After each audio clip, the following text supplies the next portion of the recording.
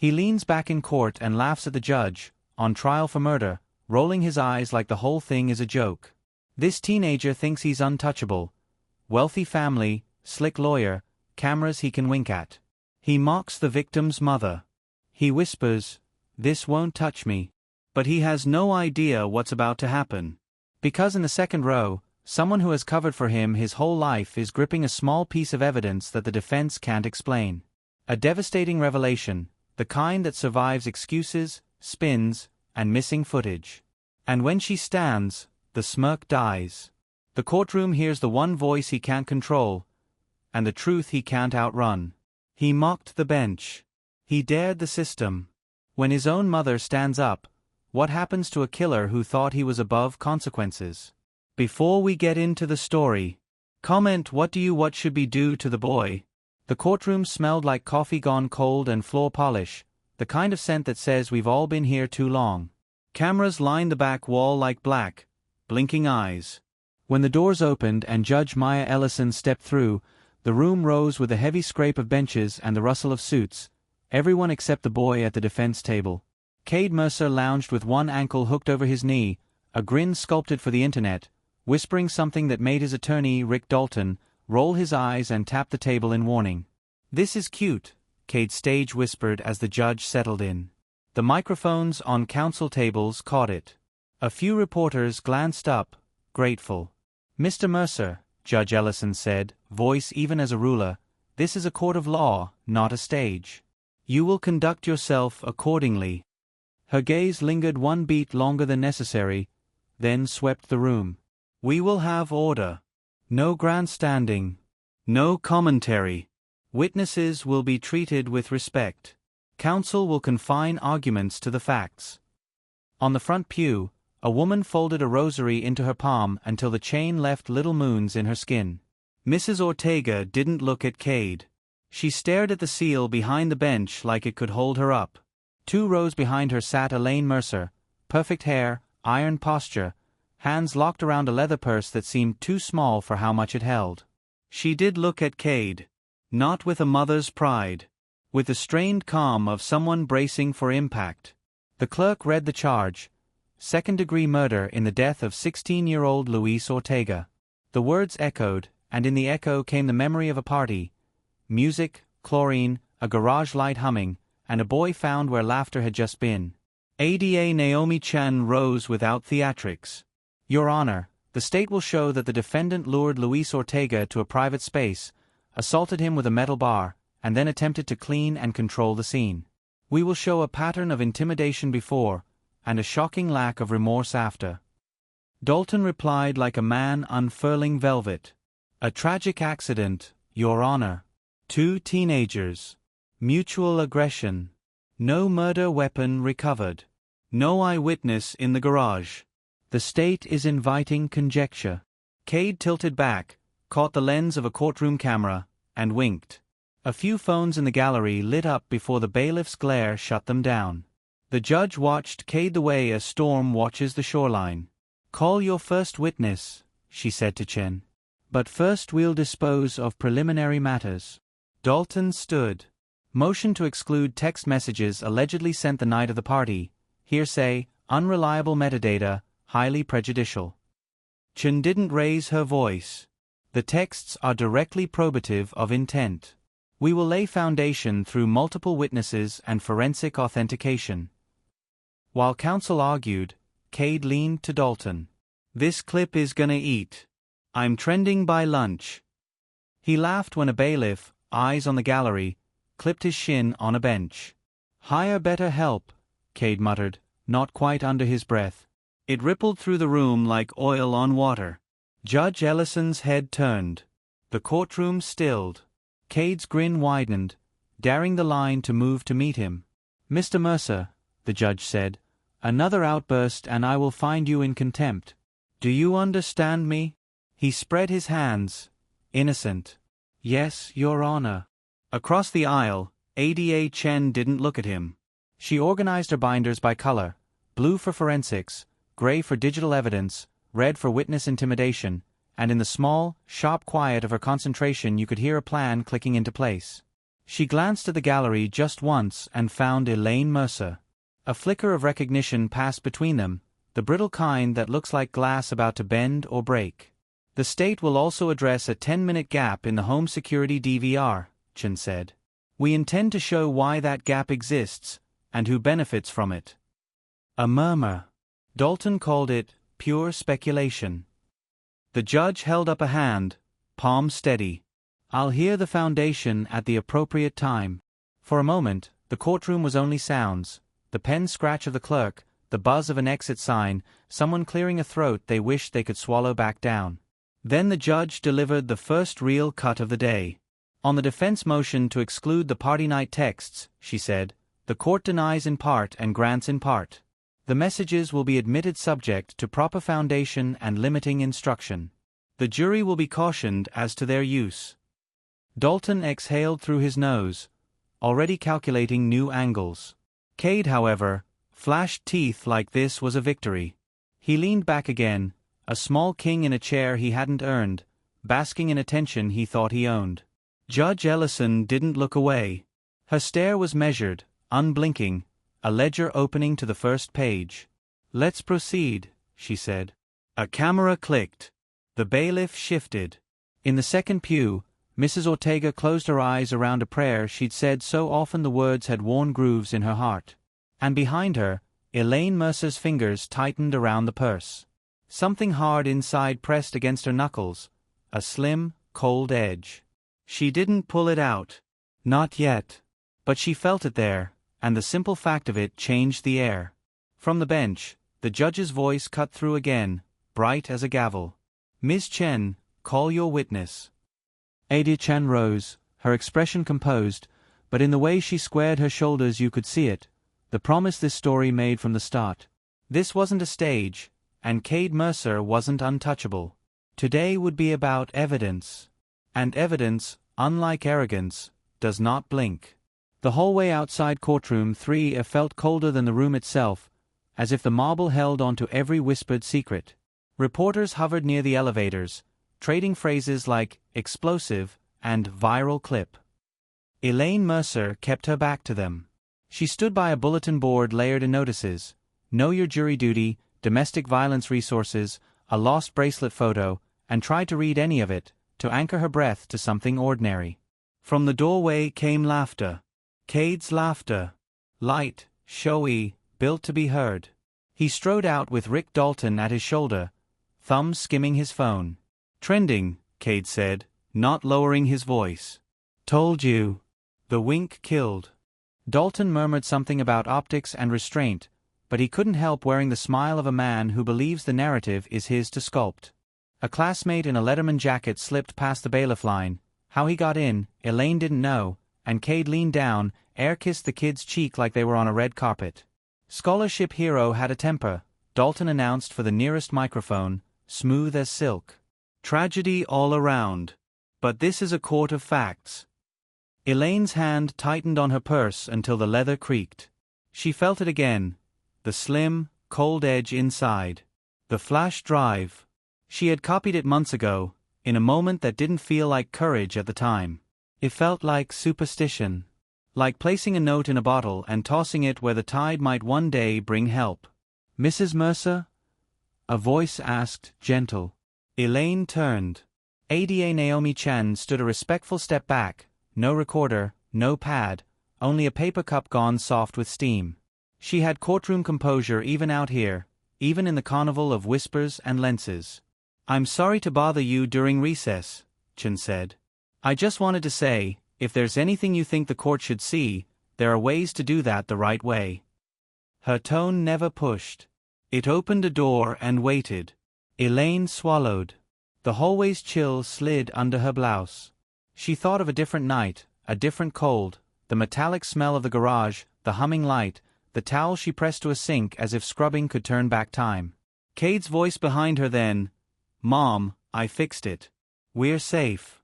Mrs. Chen, Elaine said softly, my son, the word fractured. She steadied. Thank you. Naomi held the silence like it mattered. Justice isn't a performance, she said. Sometimes it needs help from the people closest to the truth. Then she nodded and stepped away, no business card pressed, no plea. Just a line cast into deep water. Down the corridor, a cameraman called, "Cade. Over here." Cade obliged, squaring his shoulders to frame. "We're good," he told the lens, the smile cutting bright. "I believe in the system. I believe the truth comes out." The truth, Elaine thought, is already out, it's just trapped where I left it. Her thumb found the zipper seam inside the purse. She slid it open a finger's width, enough to feel the plastic shape. Silver. Smooth. Heavy for its size. She remembered plugging it in, watching a progress bar crawl while the house slept. She remembered the little chime when the copy finished, how loud it sounded in a kitchen that had stopped being hers the day the police came to the door. A bailiff moved down the hall. 2 minutes, folks. Dalton pivoted to the microphones again, voice pitched to travel. "My client is a scared kid who was attacked in a garage. There's no weapon, no eyewitness. We ask the public to withhold judgment." Beside him, Cade glanced at his reflection in a darkened window and smoothed his hair, the way you check your armor before a parade. Elaine's phone buzzed. A message from the neighborhood group chat. Someone posting a candle emoji, a photo of lilies on a church step. Luis's church.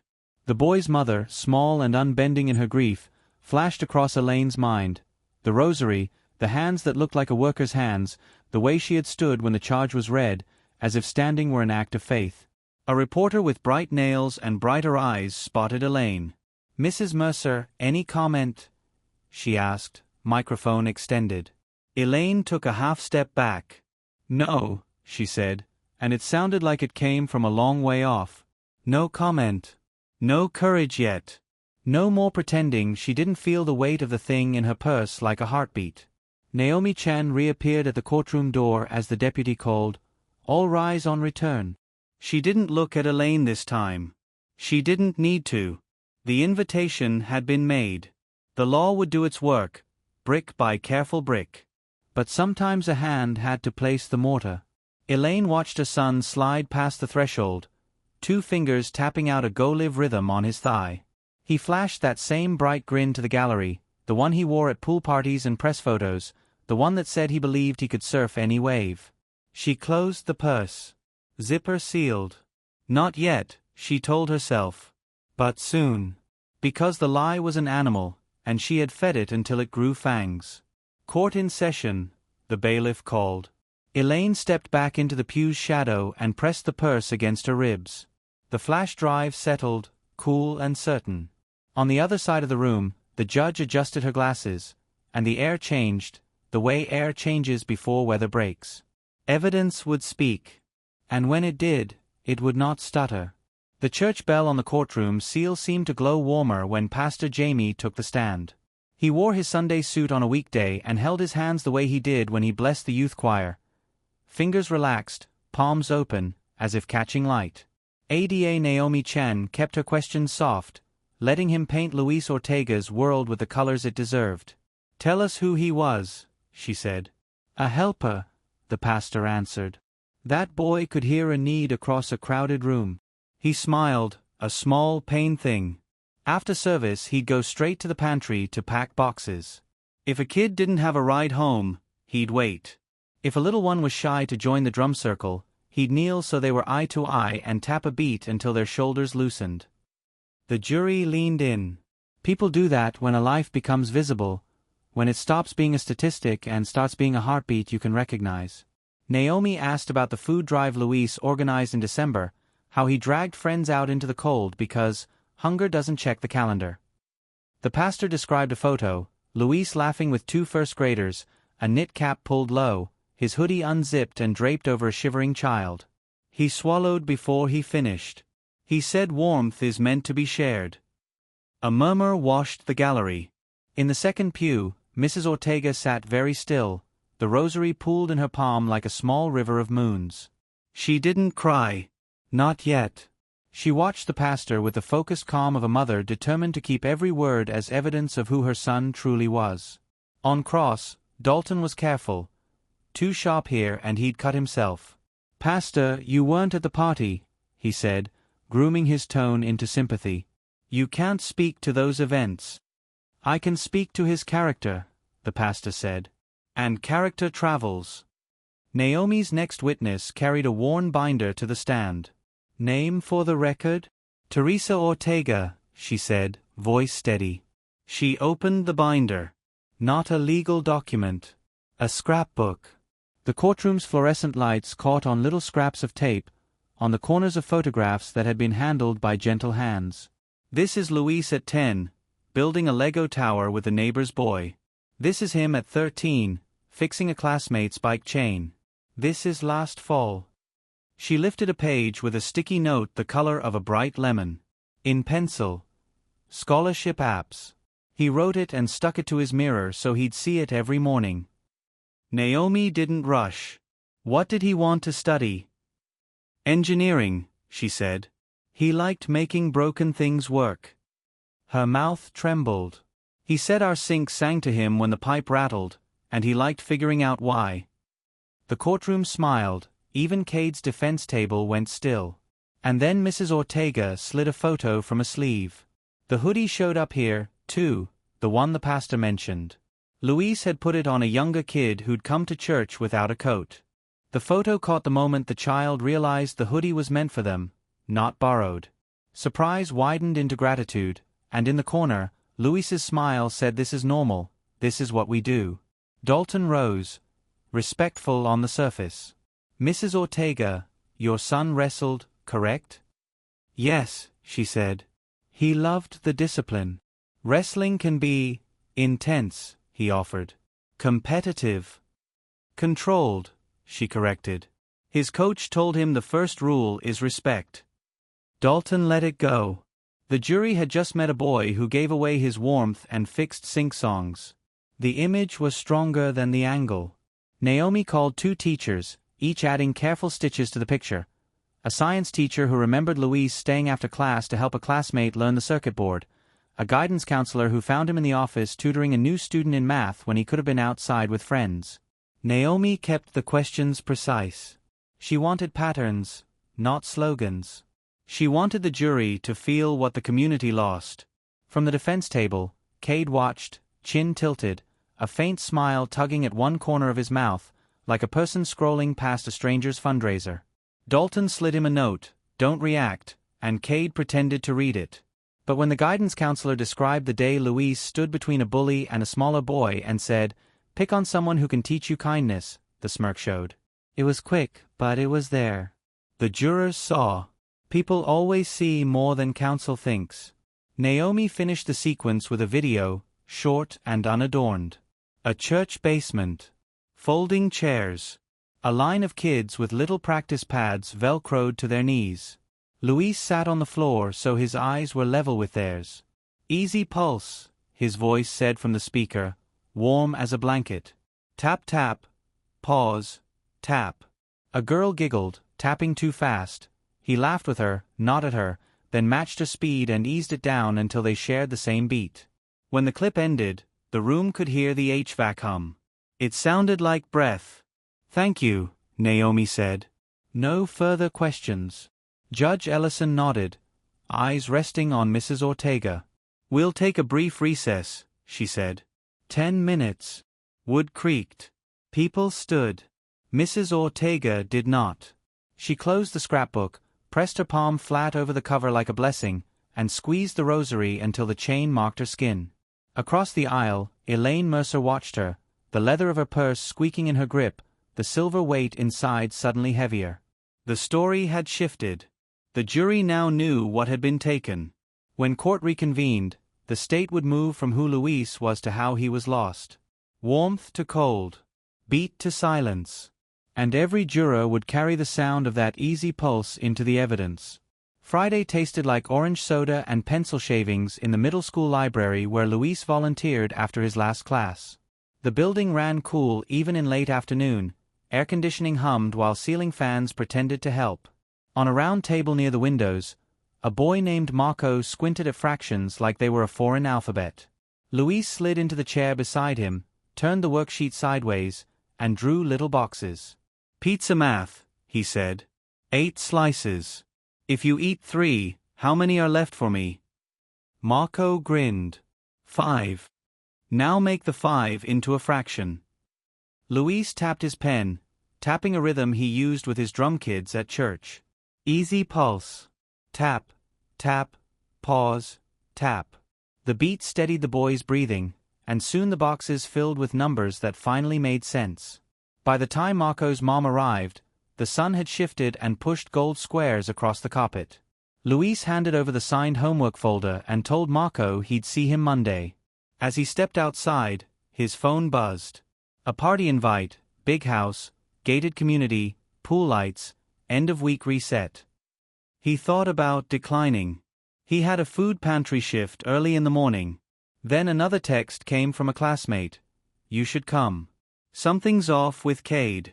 Cade, the name alone could sour milk. Earlier that week, rumors had circled like crows. A cruel prank had targeted a student in special edition. Someone filmed it. Someone laughed. And someone, the same someone everyone always orbited, kept the phone with the video, waving it like a trophy. Luis had typed and deleted a dozen messages since then, trying to decide if you could confront a tidal wave and not get dragged under. As he cut across the small church parking lot on his way home, he paused by the practice room window. Inside, the little drums sat stacked, their rubber pads shining like coins. Tomorrow, he promised them.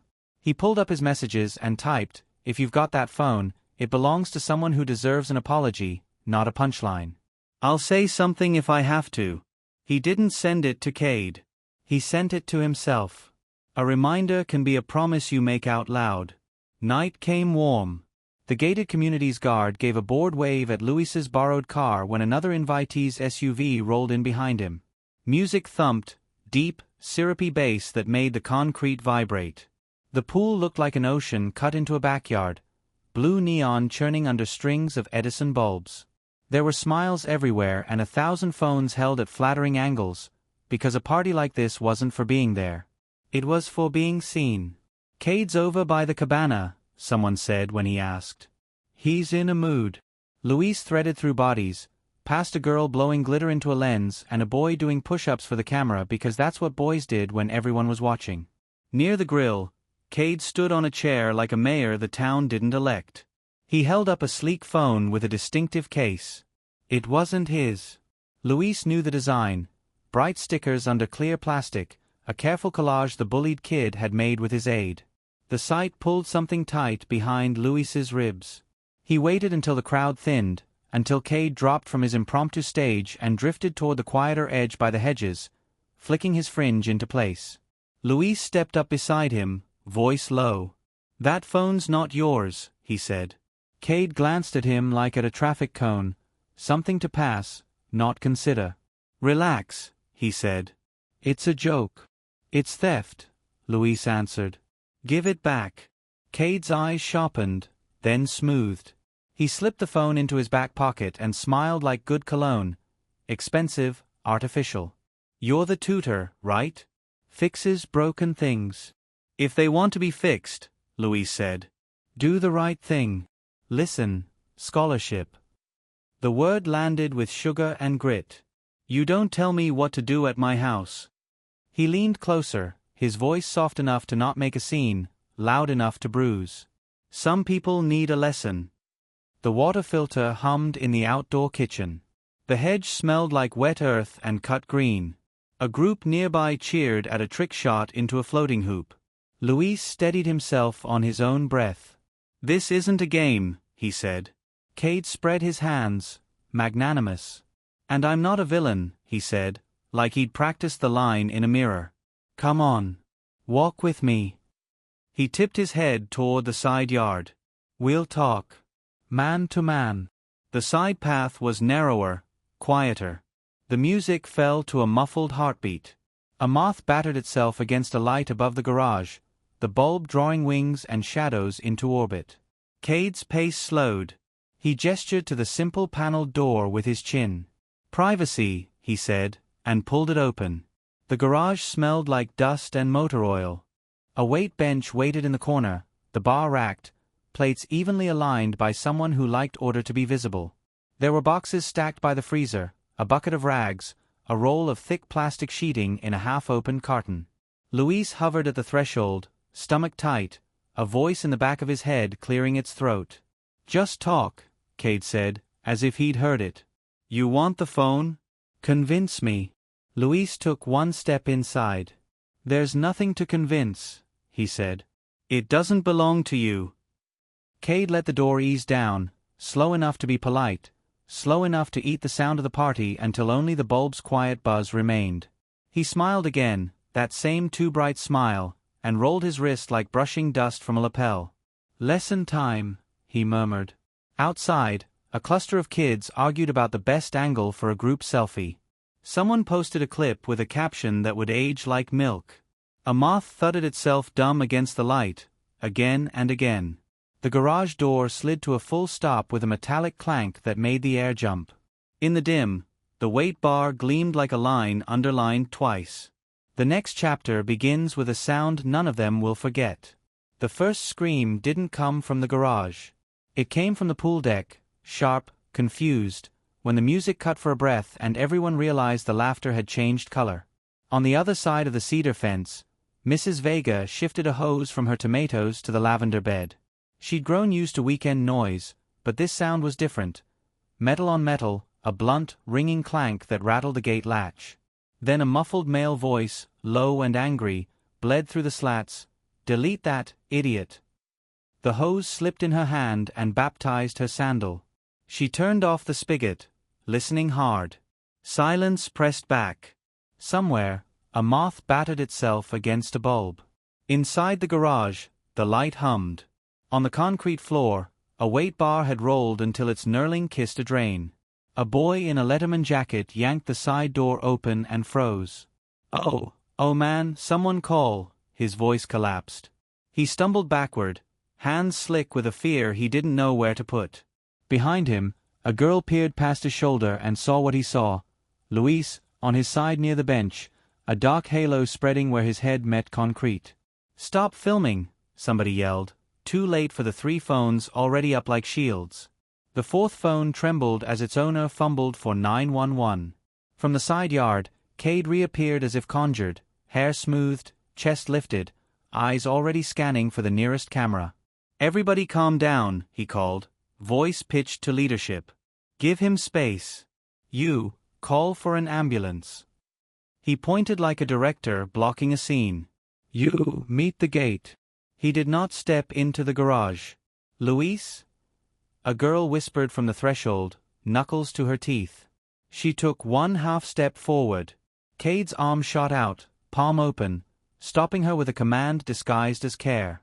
"Don't contaminate the scene," he said, a phrase he'd heard on TV. Blue light licked the far end of the street. First the distant siren cry, then the quick wail at the gate as the guards scrambled it open. A patrol car slewed in. Another followed. The backyard flooded with voices. "Move back. Make room. Who saw what?" The air changed. Chlorine and smoke and perfume rearranged by adrenaline into something metallic and thin. Sergeant Palomo took the lead, stance wide, the habit of order settling around him like a jacket.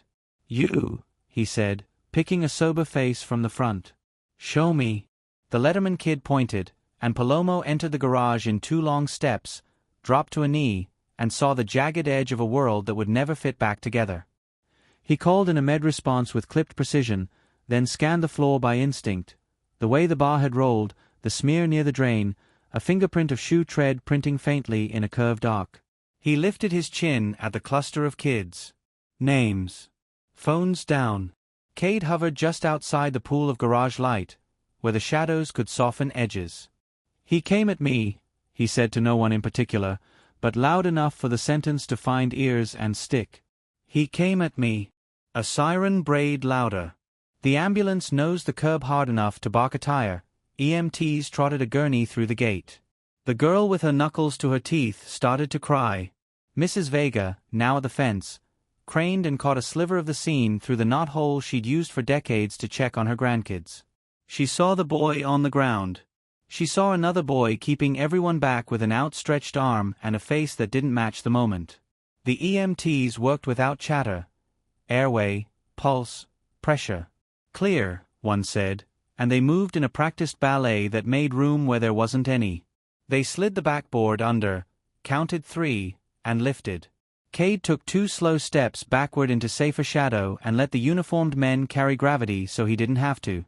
"Make sure you say I helped," he murmured to the Letterman kid, whose hands still shook. "I told you to call." Yeah," the kid said, eyes wet and wild. "Yeah."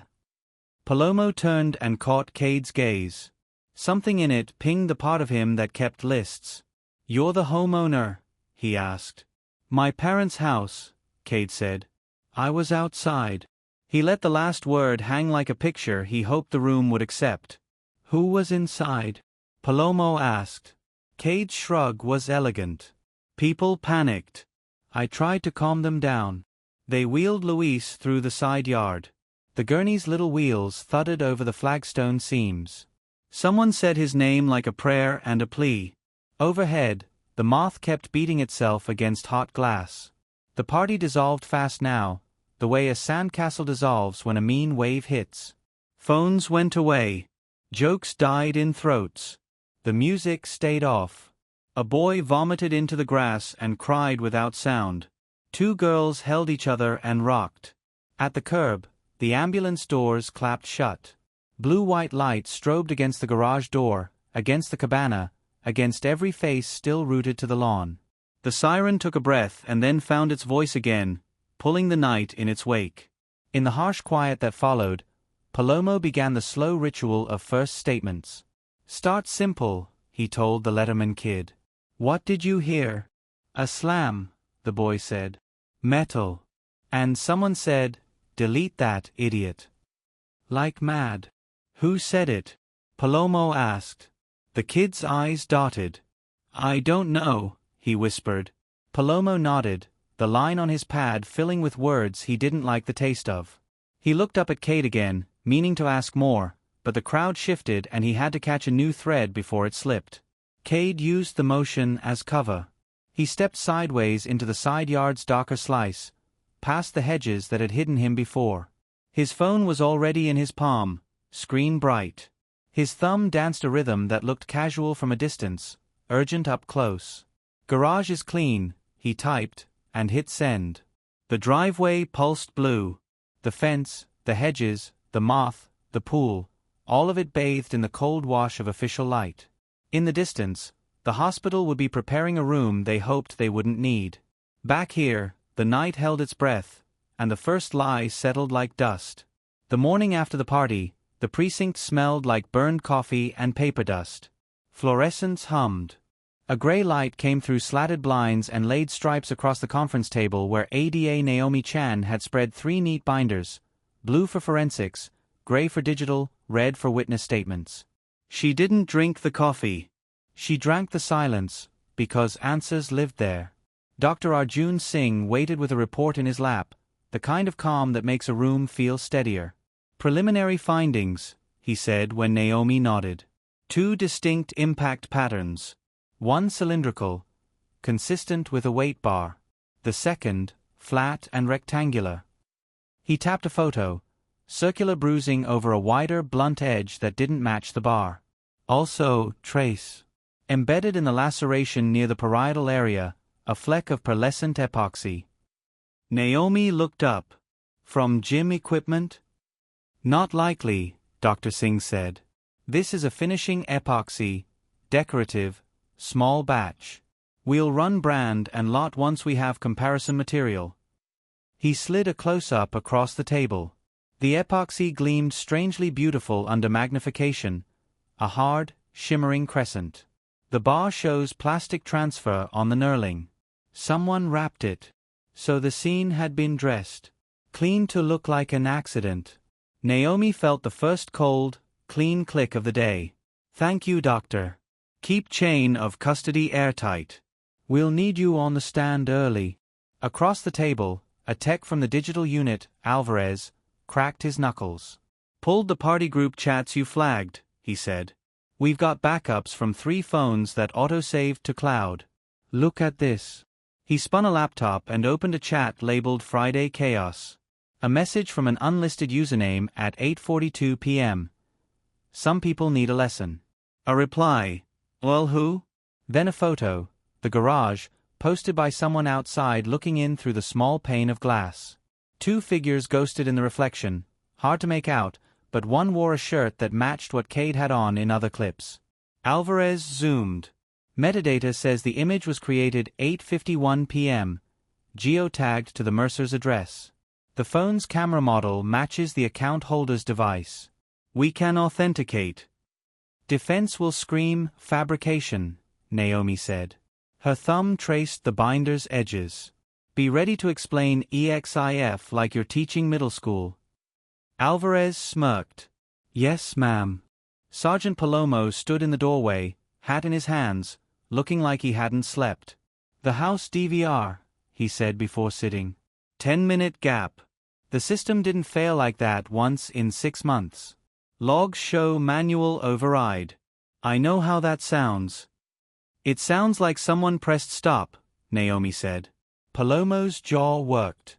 There's more, he said, as if the words cost something.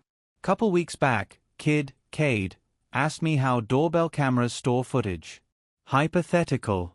I told him there's a cloud, there's a card, depends on the model. I thought he was just being a mouthy teen.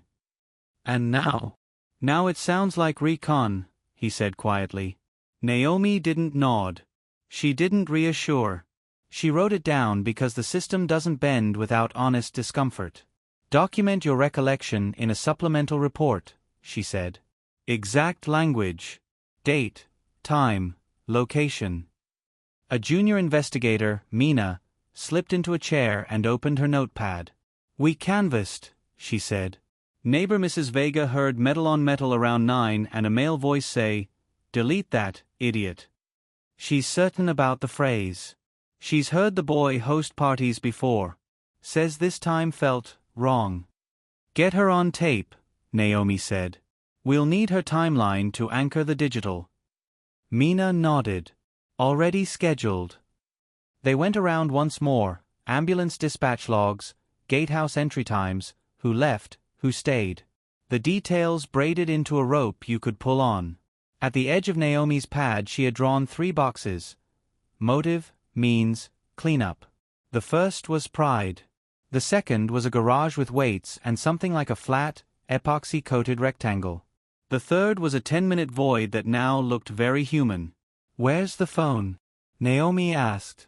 The one with the special needs student stickers? Not in the evidence collected at scene, Mina said. Victims' belongings are logged. The phone isn't among them. Cade had it at the party, said Alvarez, opening a still frame from a video. The case's collage shown under string lights. We'll subpoena his device and any cloud backups. Naomi closed her pen with a click. Decisions hardened in her chest like setting steel. We move, she said. Narrow search warrant. Mercer residence. Devices, laundry area, garage storage. We'll seize any epoxy and compare lot numbers. And I want the washing machine trap checked for fibers and hemoglobin.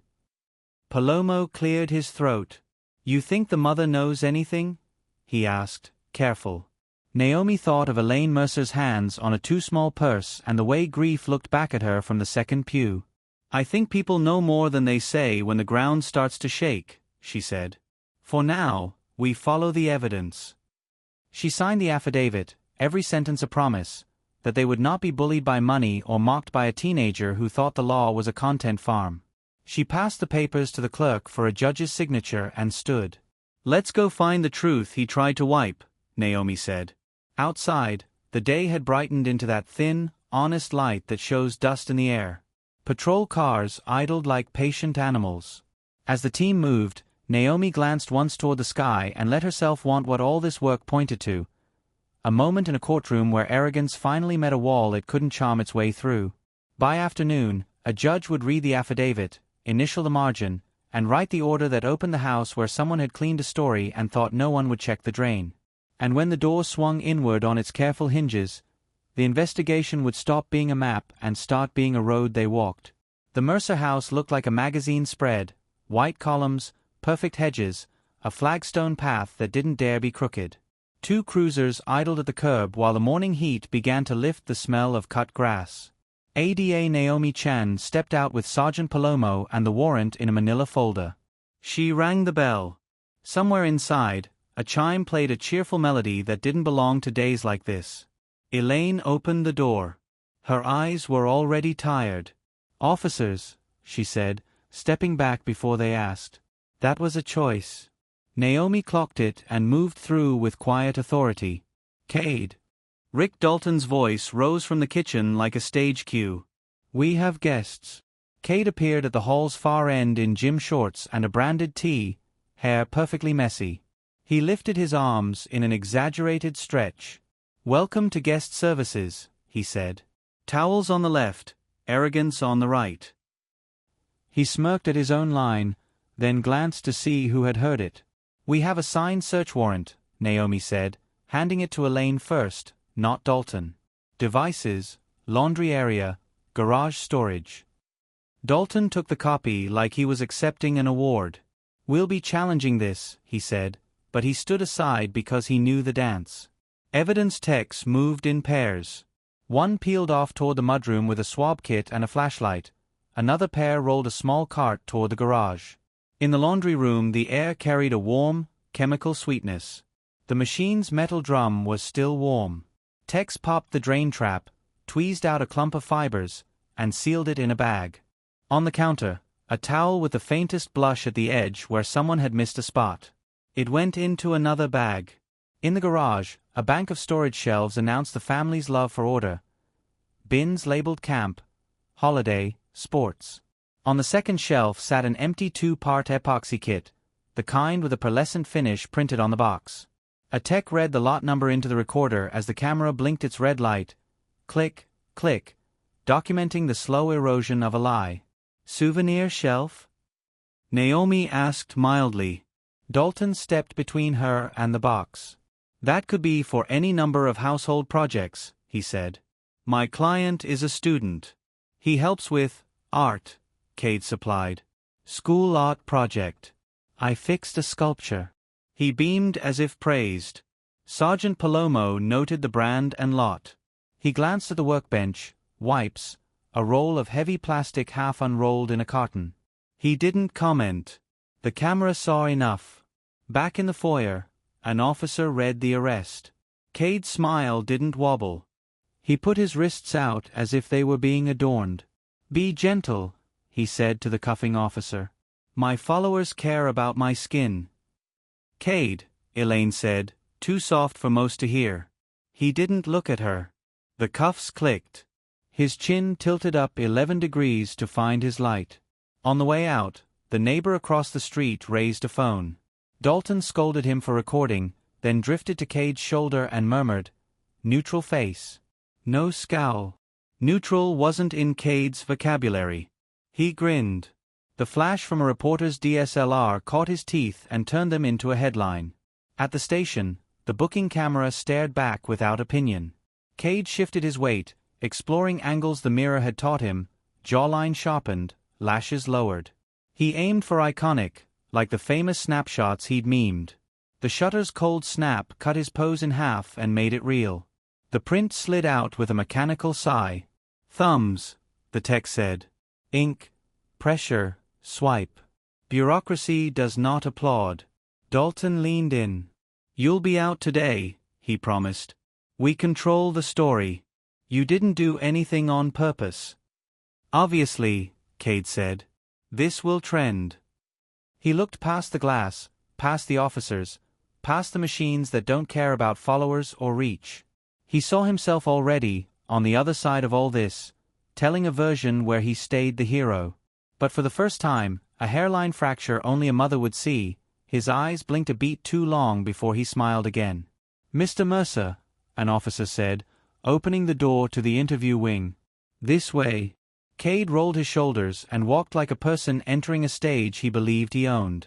The door shut, and the sound rang like a gavel in a hallway that didn't flinch.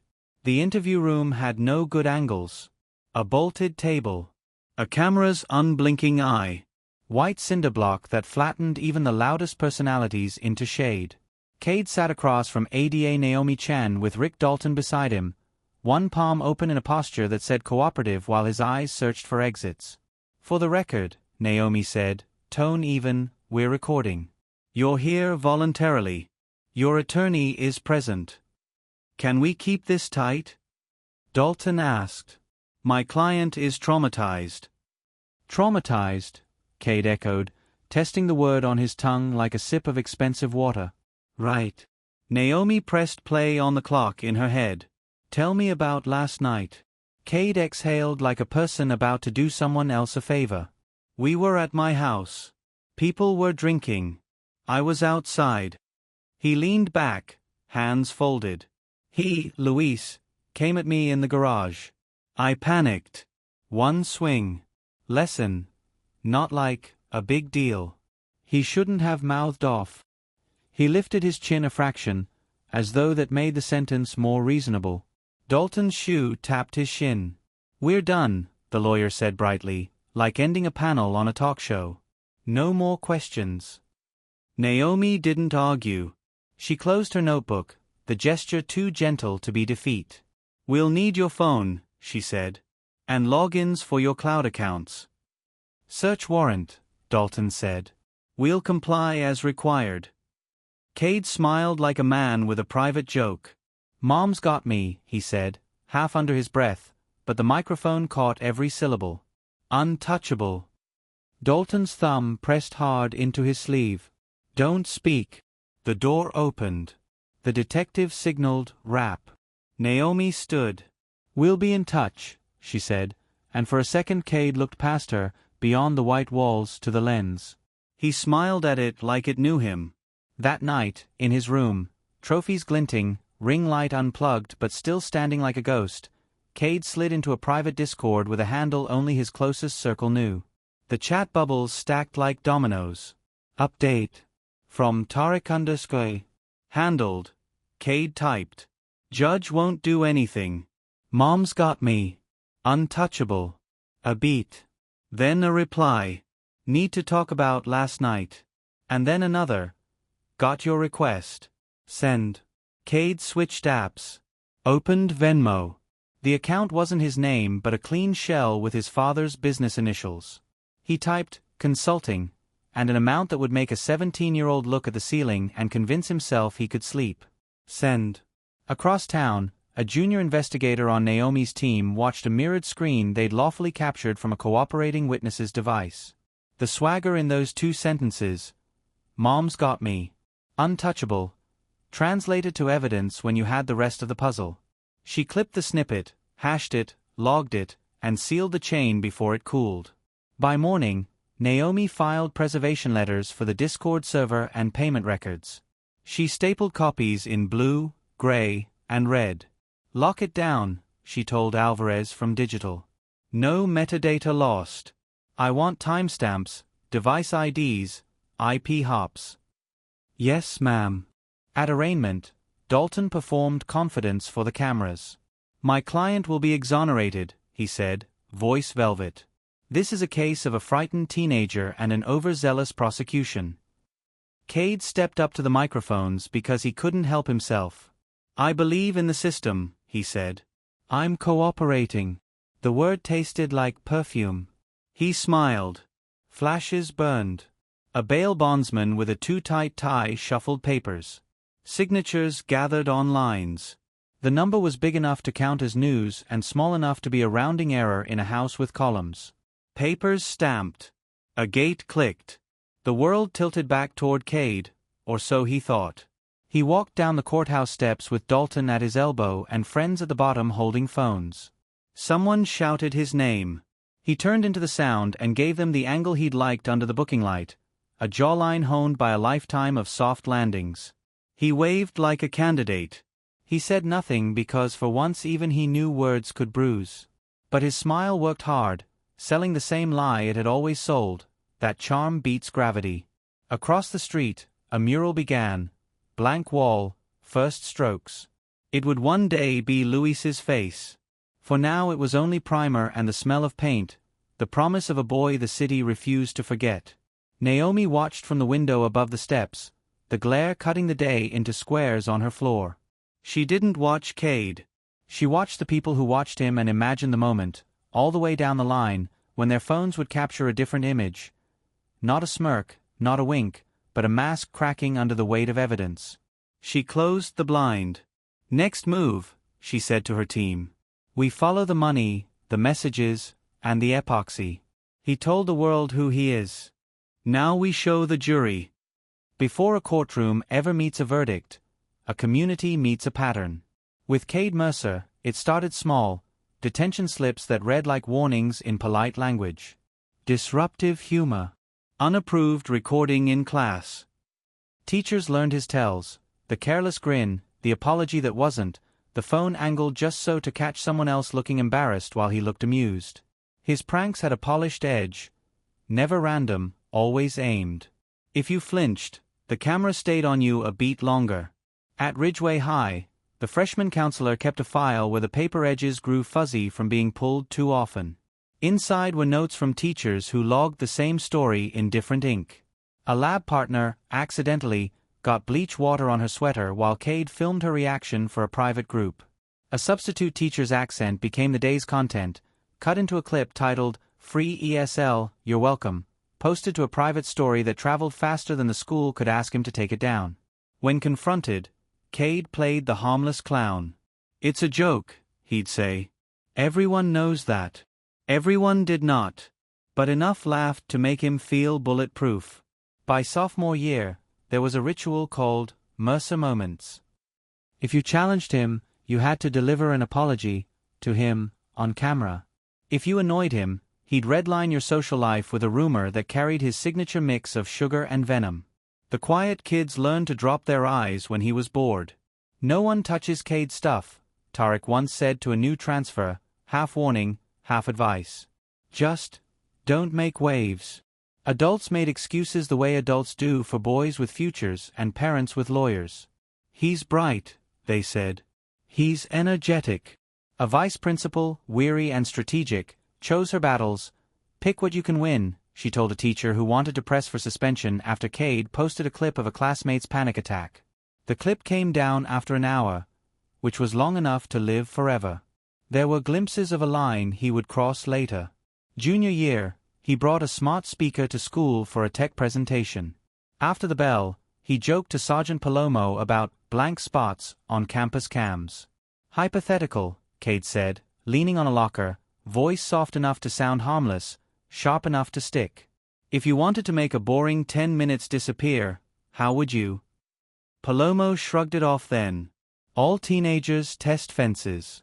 Not all teenagers own the bolt cutters." Online, Cade's persona hardened. He posted expensive lunches, borrowed cars, and captions that turned nastiness into brand. "If you hate me, say it louder. My mic needs content." Followers cheered. The algorithm rewarded the worst parts of him until those parts believed they were the whole. He learned that consequences were negotiable, and that grown-ups often preferred not to be inconvenienced by the children of people they played golf with. Privilege sanded every edge until it gleamed. When Luis arrived, kind, steady, allergic to cruelty, he looked like a dare to Cade. The boy who fixed things. The boy who told bullies no without raising his voice. Cade's rules only worked if everyone agreed they were rules. Luis didn't. He stepped between a smaller kid and a joke dressed as a fist and told Cade, calmly, that the show was over. Cameras love conflict. Cade loved winning. In the weeks before the party, you can follow the breadcrumb trail if you know what to look for. A private story captioned, "Rat." A group chat message, "Lesson time." The fake generosity that's really a threat. Cade offering rides home he never planned to give, inviting people to parties so they would remember who opened the door. He curated his circle like a set. Tarek stayed because loyalty feels like safety when you're young and scared. Others stayed because it was easier. Looking back, the school's record reads like a chorus humming the same single note. We saw, we sighed, we hoped he would grow out of it. But arrogance does not grow out. It grows up. It gets money and better lighting and a lawyer who calls cruelty a misunderstanding. It learns to smile at judges. In the end, the pattern is the motive. Cade had been told so often that he was untouchable that he believed it down to the bone. When he said, "Lesson," he meant it. When he said, accident, he meant, I didn't plan to be caught. And when he smirked in a courtroom, he was still playing to the only audience he ever respected, himself. Pre-trial turned the city into two maps, one that showed streets and one that showed pressure points. In the DA's conference room, ADA Naomi Chen lined up her binders like chess pieces: blue, forensics; gray, digital; red, witnesses. On the other side of the river, Rick Dalton rehearsed flair in a mirror and filed motions like confetti. He argued metadata was witchcraft for jurors, the Venmo consulting was innocent allowance, and Luis's wrestling medal proved aggression. Naomi answered with patience and steel. Forensic authentication is not magic, she told the court. It's math. The judge nodded, the way judges do when their bench has seen 100 versions of the same trick. Chain of custody witnesses drilled their scripts. Dr. Singh simplified his language until the truth could travel on one sentence: 2 impacts, 2 shapes, 1 story. The digital unit printed diagrams that made the invisible visible. Timestamps walking in lockstep with GPS pins. A garage window reflecting what someone thought he had erased. Naomi's opening outline read like a rising tide, polite at the edge, relentless by the end. In the suburbs, Elaine Mercer sat in a church pew on a Tuesday morning with 5 other people and sunlight slanting through stained glass. Mrs. Ortega was there, hands wrapped around a candle. "For my boy," she whispered when the flame caught. Elaine watched the tiny fire eat air and thought about laundry. About the towel she had pressed to porcelain and scrubbed until her shoulder ached. About a case, Cade's case, shattered and sticky with a finish that sparkled under kitchen lights. About the lie they had taught to walk on 2 legs. That afternoon, in a storage unit that smelled like cardboard and old summers, Elaine unlocked a metal door and pulled up the rattle. Boxes sat where she'd stacked them months ago. Holiday, PTA, sports. In the back, a plain banker's box with no label. She lifted the lid and found what her conscience had been orbiting: the monogrammed phone case, repaired with pearlescent epoxy, edges cracked and sealed, a glittering scar. Under it, a towel sealed in a grocery bag, the pink tide of a stain she had not been able to name out loud. On her kitchen counter later, she lined up a cheap thumb drive beside a glass of water and the case. The drive was a small, silver thing that felt heavier than it should. She plugged it into the family laptop and opened a folder that wasn't supposed to exist. Mirror backup. A smart mirror in the hall had synced to a cloud routine Cade didn't know about, a feature she'd set up for vanity photos, to track outfits for charity events and PTA auctions. The mirror, all glass and ego, faced the interior glass of the garage door. What it saw that night, the cloud saved. The first clip showed a smear of party color through the door's panes. The second, clearer, caught reflections stacked like ghosted layers. Cade's shoulder turning, the quick arc of an arm, the crouch. Then, long seconds later, the shape of a boy bagging a bar with plastic while the house kept breathing and the pool lights kept pretending the night was normal. Elaine watched until the cursor froze on her son's profile. Hands shaking, she dragged the files into the thumb drive. A progress bar crawled. The kitchen clock ticked like it knew. At the DA's office, Dalton's motions fell like dull thuds. Suppress the chat logs. Denied subject to foundation. Exclude the epoxy. Admitted for comparison. Strike reference to the DVR gap. Reserved, but with a look from the bench Naomi recognized as patience running out. Dalton spun to the cameras in the hallway and called it a win, because if you speak quickly enough you can sometimes outrun gravity for a step or two. Naomi didn't watch him. She watched her team close circles. Alvarez secured the Discord preservation order. The financial unit traced the shell account to a parent company with Mercer initials embedded in a maze that would make sense to a jury when she laid it flat. Sergeant Palomo rewrote his recollection of Cade's blank spots question 3 times until it matched the precision this case demanded. They were building the kind of case that doesn't shout. It tightens.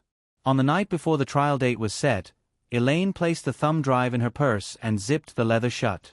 She stood in front of her bathroom mirror and practiced telling the truth without shaking. She failed.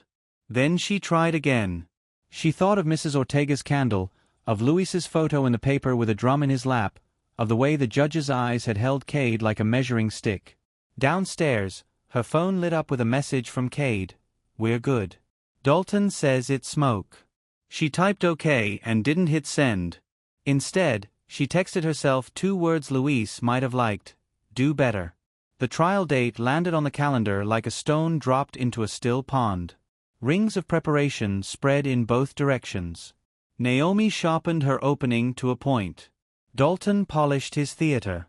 And Elaine, carrying a purse that felt like a verdict, walked toward a door she never imagined opening, one that would end the performance and start the reckoning. The first day of trial tasted like old coffee and sharpened pencils. Cameras clustered at the back wall, red lights blinking like watchful eyes.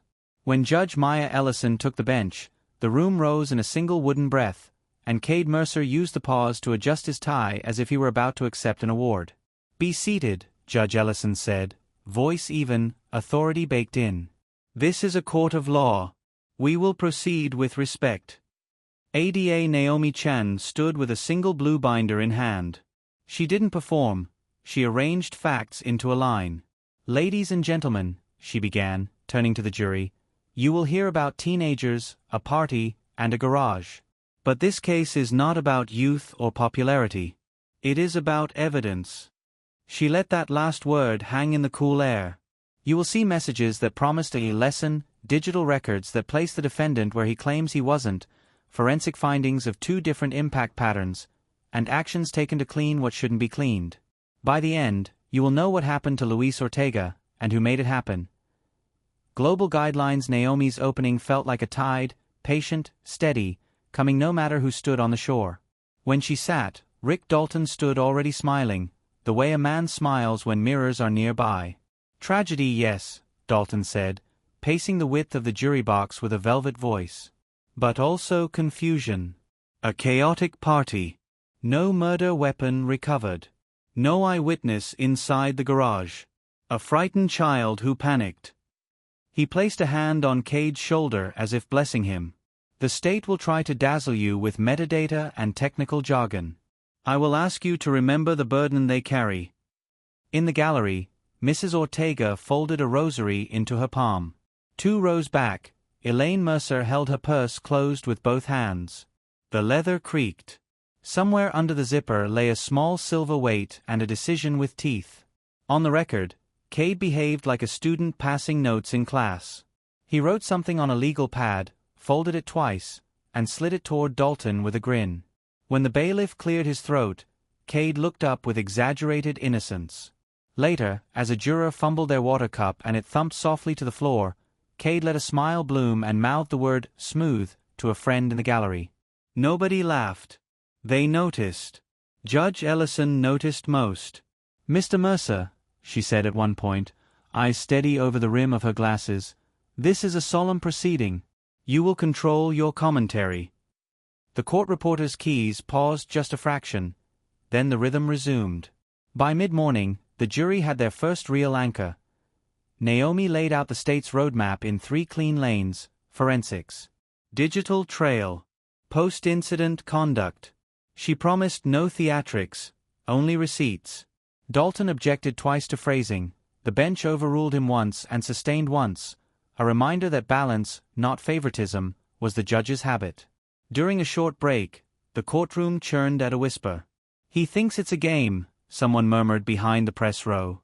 Cade leaned back in his chair and stretched until his blazer creased just so, then caught the eye of a camera operator and tossed a wink as small as a secret.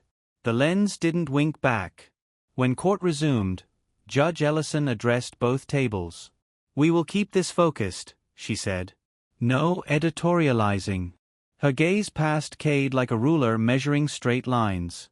Naomi called her first foundational witness to set time and place. Nothing flashy, just the lattice that holds weight later. Dalton's cross was slick but couldn't move what was bolted down. As jurors took notes, Cade glanced over to see if any of them were drawing pictures of him instead. None were. The chapter closed with a look from the bench that felt like a warning flare, bright and quiet at the same time. Cade smiled as if he'd won a round no one else saw. Elaine tightened her grip on the purse until her knuckles went white.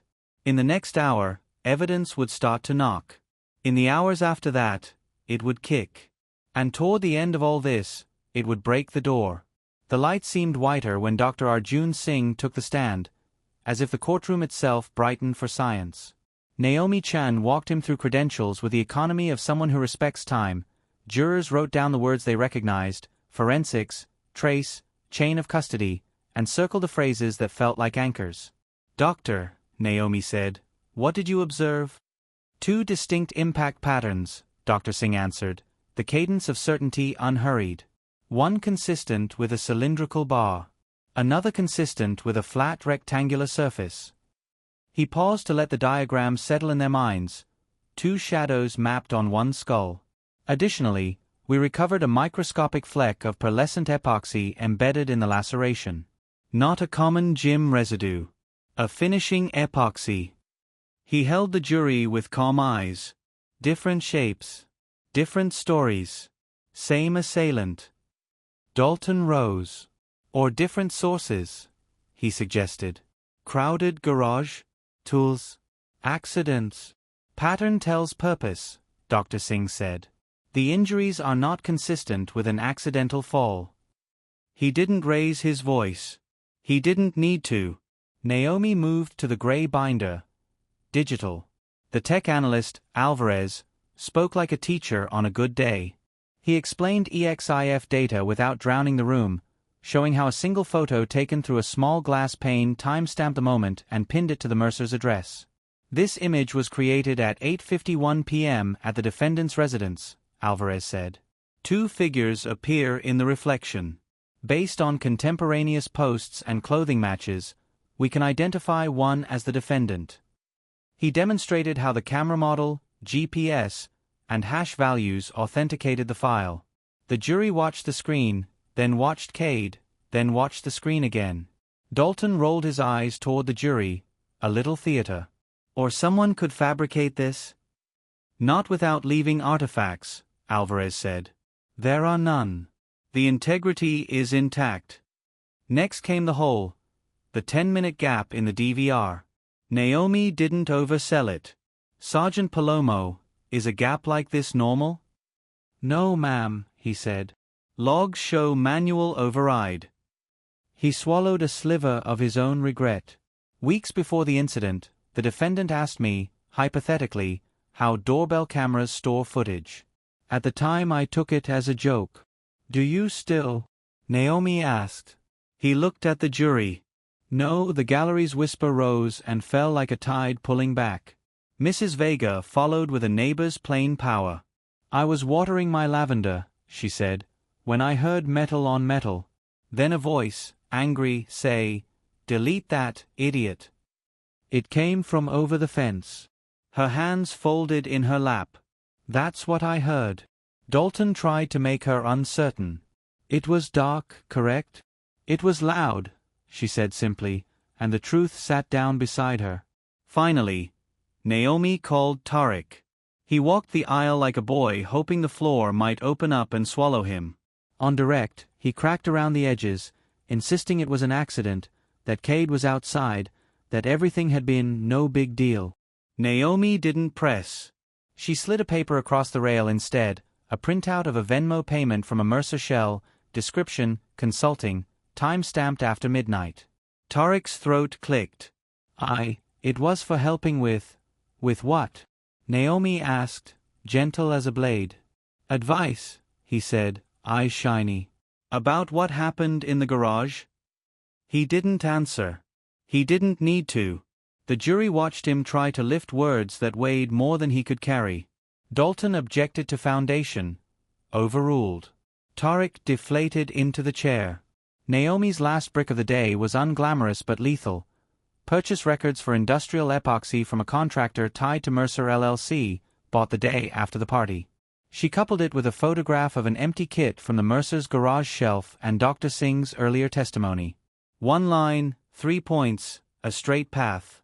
Dalton pivoted to mock an angle the jury hadn't heard yet. "A mirror feed?"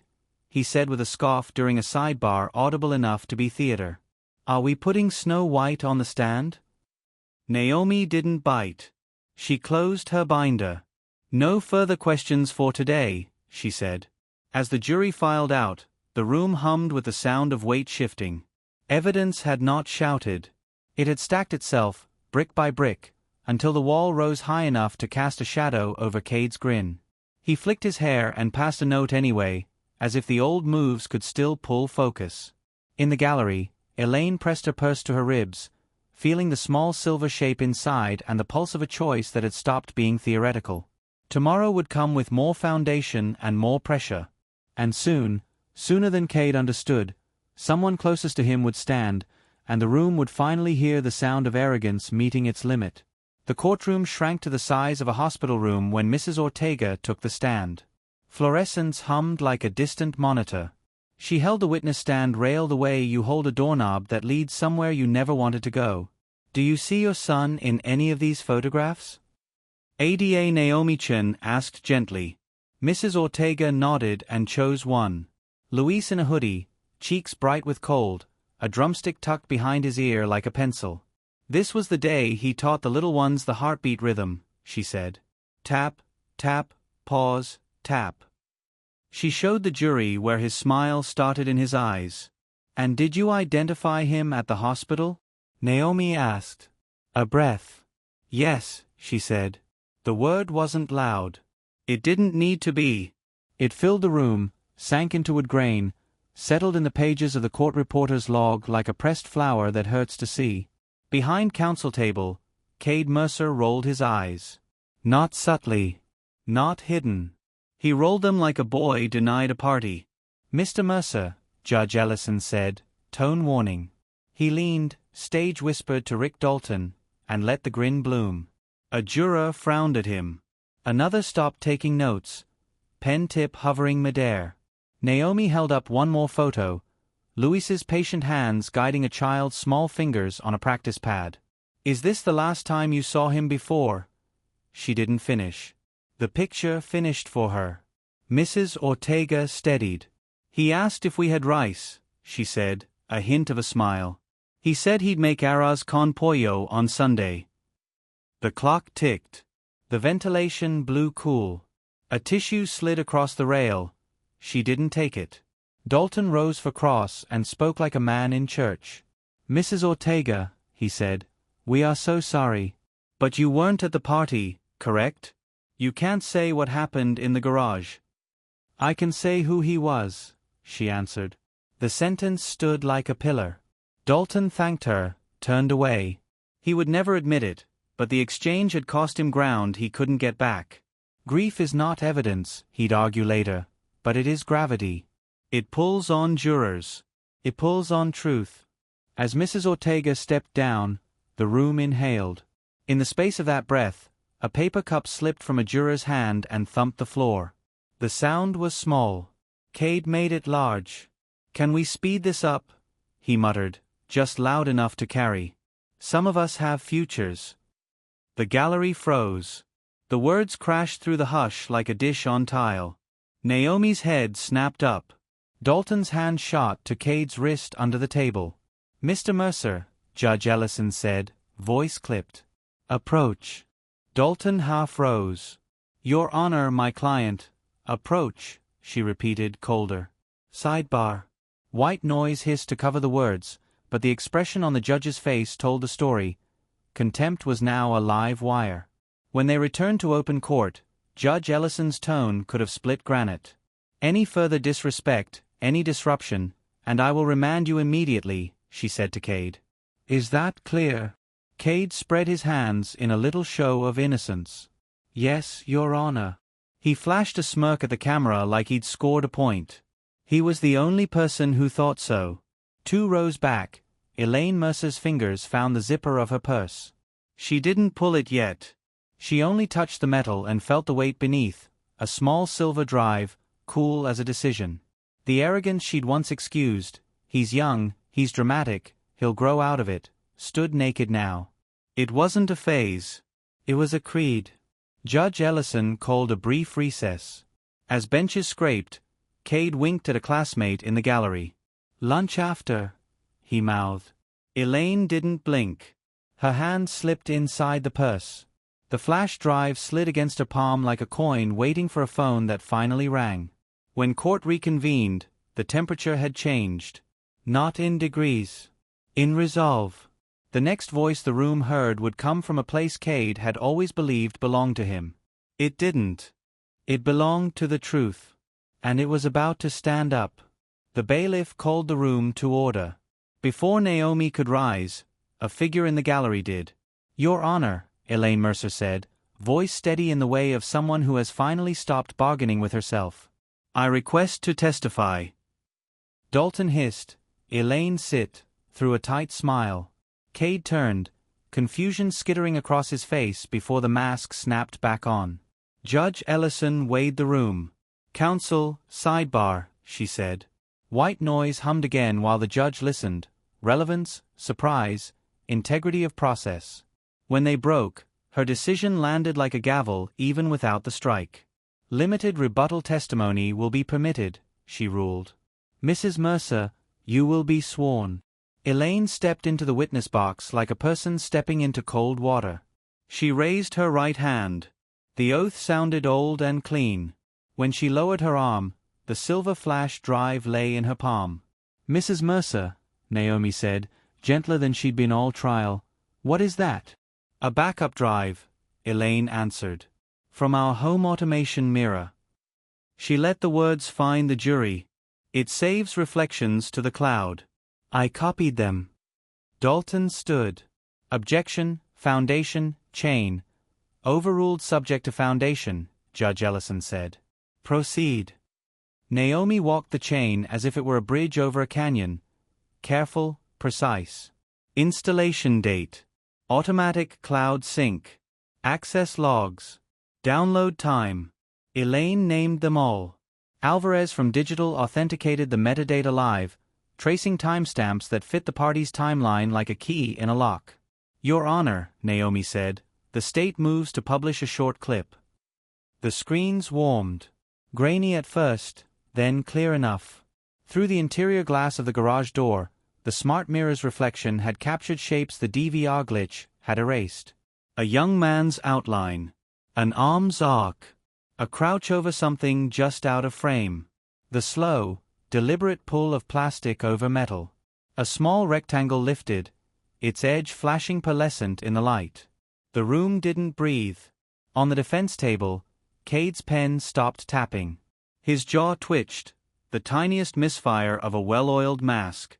Dalton's shoulders slumped a fraction, as if a string had been cut.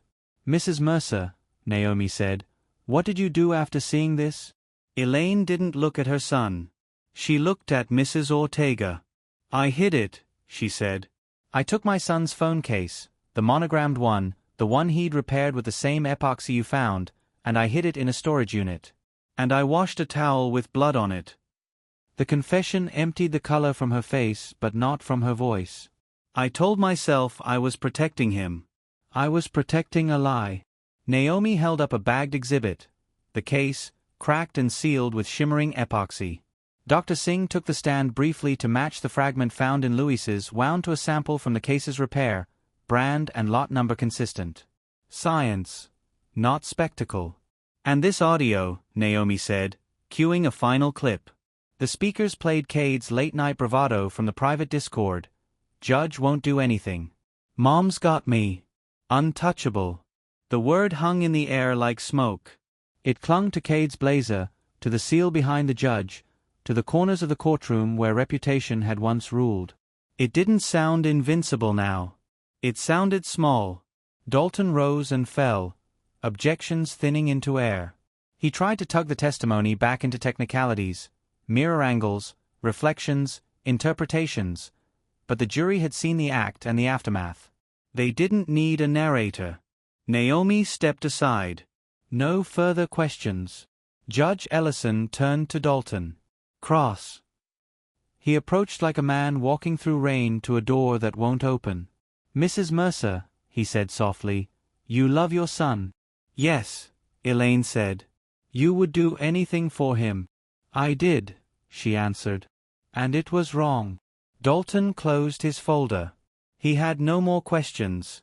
Cade's eyes flicked from the screen to his mother to the jury, searching for a camera that would save him. There wasn't one. There was only evidence. And evidence doesn't applaud. It weighs. Judge Ellison addressed the jury. "The exhibits are admitted," she said. Then, to Elaine, "You will face the consequences of your obstruction. But you have done the courageous thing today." The gavel didn't need to strike. The room already knew something had changed shape. Elaine stepped down. As she passed the second pew, she paused, turned to Mrs. Ortega, and said, "I am sorry." The other woman's fingers tightened around her rosary. She nodded once, a movement that could hold a lifetime. Cade sat very still. For the first time since the arrest, there was no smirk, no wink, no angle. Only a boy who had believed in his own myth staring at the moment the story refused to believe him back. Closing arguments arrived like weather. You could feel the pressure change before a word was spoken. Naomi Chen stood with both hands on the lectern. No theatrics. Only a line drawn from fact to fact. 2 impacts, she said, tapping the first page, 2 shapes, 1 story. A fleck of pearlescent epoxy that matches a repaired case from the defendant's home. A photo that places him where he says he wasn't. A 10-minute gap that didn't happen by accident. A payment to a friend labeled consulting, after midnight, after the assault. And a mother who, at last, chose truth over loyalty, bringing you the reflection he tried to erase.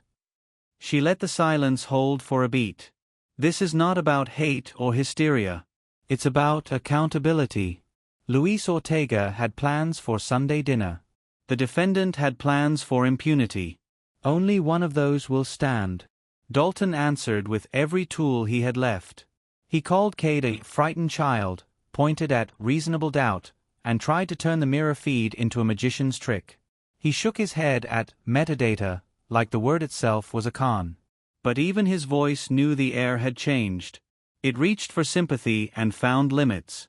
The jury left. The room emptied into the hall. Mrs. Ortega sat very still at the end of a bench, rosary between her fingers, lips moving as if counting rain. Elaine stood a few paces away, hands folded around nothing. She had surrendered the flash drive, all she had left now was breath. When the jurors returned, they didn't look at anyone. They looked at the foreperson's hands. The clerk read, "On the charge of murder in the second degree, we, the jury, find the defendant guilty." The word struck and kept ringing. Cade's shoulders jerked like a string had been pulled. Dalton's pen rolled off the table and clattered, loud in a quiet where no one reached to pick it up. Judge Ellison thanked the jurors and moved to sentencing 2 days later. Courtrooms change between verdict and sentence. They feel older. Realer. The judge's tone did not change. "I have considered the aggravating factors," she said. "Post-offense tampering. Influence exerted on a witness. A public contempt for this court and for the victim's family, documented in your own voice." She looked at Cade until his gaze fell away. "You are remanded to a secure youth facility until age 21. Upon reaching that age, you will be transferred to adult custody to complete the remaining term as allowed by law." She added conditions like locks, no social contact, direct or indirect, with the Ortega family, restitution, a ban on social media contact with witnesses for life. Cade opened his mouth once, twice. There was no audience left for him. As deputies led him out, a mural went up across town. Primer had become color. Luis's face emerged from brick in patient layers, the drumstick behind his ear, the kindness in his eyes, the hoodie pushed onto someone's smaller shoulders. On the day the mural unveiled, the little drummers he'd taught stood in a row and played the easy pulse. Tap, tap, pause, tap. People cried. People clapped. It wasn't justice, not exactly. It was memory refusing to be erased. Back in court, consequences spread like ripples. Elaine stood to enter her plea on obstruction. The judge acknowledged her cooperation and sentenced her to probation and community service, noting, "Justice is not only punishment. It is truth." Sergeant Palomo faced an internal review for missing red flags. He took it without defensiveness. "I should have listened harder," he told Naomi in the hallway. She nodded. "Now you will," she said. He would. Weeks later, Elaine walked to the mural at dusk with a roller and a can of paint. On a low wall nearby, someone had tagged a defensive cade, a sloppy crown, 2 letters. She painted it over, slow strokes, clean edges. When it was gone, she uncapped a small brush and wrote 5 words in careful script beneath the portrait. Truth is not loyalty, truth is love. Night took the color gently. The city's heat lifted off the pavement. In courtroom 3A, empty now, Judge Ellison removed her glasses and signed the sentencing order. The gavel didn't fall. It didn't have to. The paper itself was a line the story could not cross again. Arrogance calls itself untouchable, Naomi would say later to a reporter who asked for a quote. Evidence disagrees. And the beat Louise taught the little ones kept going. Quiet, steady, louder when needed. A promise you could feel in your chest. Tap, tap, pause, tap.